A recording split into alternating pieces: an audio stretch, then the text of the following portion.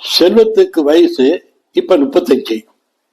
கிட்டத்தட்ட 10 வருஷமா அசோசியேட் டைரக்டரா வேலை பார்த்துட்டு இருக்கான். அதாவது சினிமாவில் இணை இயக்குனரா 10 வருஷமா வேலை பார்த்துட்டு இருக்கான்.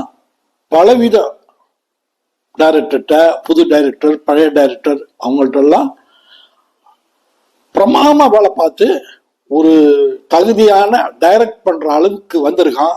ஆனா அவனுக்கு வாய்ப்பு சரியா கிடைக்கல. இப்ப கிடைச்சிருக்கு.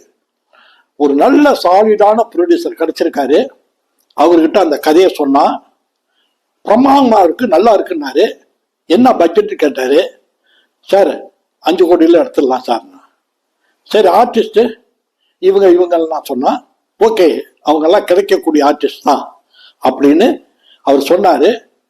இவன் இத்தனை வருஷம் கஷ்டப்பட்டதுக்கு பலன் கிடைச்சதா ரொம்ப மகிழ்ச்சி அடைஞ்சான்.